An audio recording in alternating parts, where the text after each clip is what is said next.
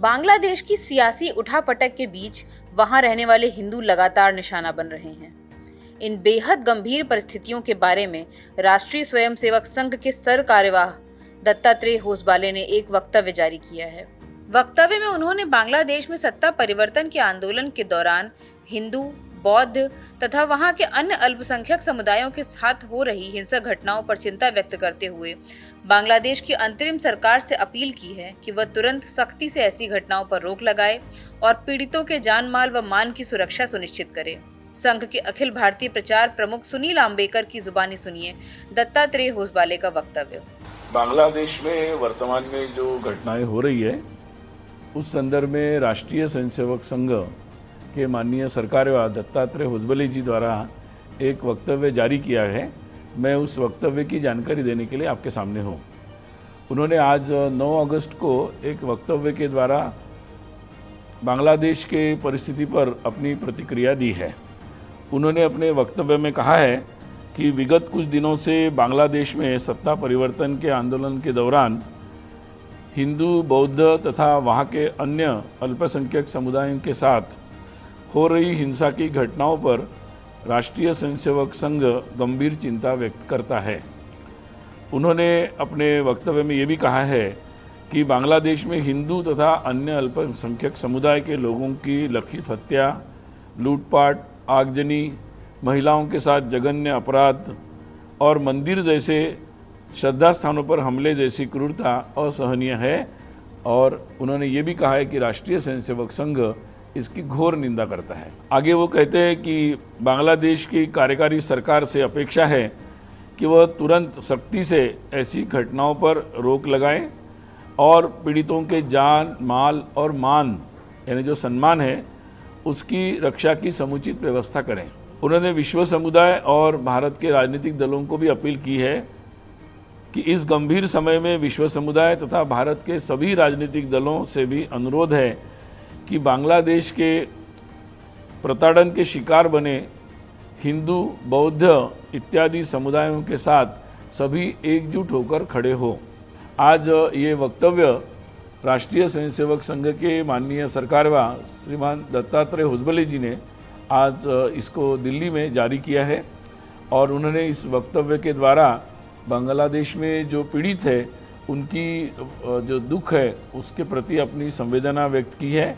और उनके सुरक्षा के लिए भारत सरकार और सभी लोगों को अपील की है कि वो उनकी सुरक्षा को सुनिश्चित करें। बांग्लादेश में हिंदुओं की सुरक्षा के लिए भारत सरकार भी ठोस कदम उठाए। इस अपील के साथ गृह मंत्री अमित शाह से मिले विश्व हिंदू परिषद के अध्यक्ष व महामंत्री। विश्व हिंदू परिषद का एक प्रतिनिधि मंडल आज गृह मंत्री जी से मिला और भारत के हिंदू समाज की बांग्लादेश के हिंदुओं पर हो रहे उत्पीड़न और अत्याचारों से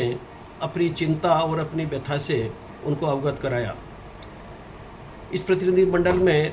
मैं बजरंग बागड़ा महामंत्री और हमारे अध्यक्ष श्री आलोक कुमार जी थे। हमने गृह मंत्री जी को बताया कि जिस प्रकार की घटनाओं की सूचनाएं बांग्लादेश से आ रही हैं वो बड़ी विभत्स हैं और जो एक आंतरिक राजनीतिक आंदोलन था उसकी दिशा मुड़कर हिंदू समाज और अन्य अल्पसंख्यकों के अत्याचार और उत्पीड़न पर केंद्रित होने लग गई थी। और गृह मंत्री जी ने हमारी चिंताओं को साझा किया और उन्होंने कहा कि उनकी सरकार प्रारंभ से ही इस विषय में बहुत सतर्क है और जितना अंतर्राष्ट्रीय नियमों की मर्यादा में रहकर संभव है वो सब संभव कदम उन्होंने उठाए हैं और उसी का परिणाम है कि समस्त भारतीय नागरिक जिसमें विद्यार्थी भी हैं और अन्य व्यक्ति भी हैं वो सब सुरक्षित रहे हैं, आए भी हैं और अभी भी जो वहाँ पर हैं वो सुरक्षित हैं। जहाँ तक बांग्लादेश के हिंदुओं और उनके पूजा स्थलों पर, उनके घरों पर आक्रमण का प्रश्न है, उन्होंने ये कहा कि ये चिंता का विषय है और प्रधानमंत्री जी ने बांग्लादेश की अंतरिम सरकार के प्रधान को अपना जो शुभकामना संदेश भेजा है उस संदेश में भी हिंदुओं की सुरक्षा के विषय को उन्होंने बड़ी प्रमुखता से उठाया है और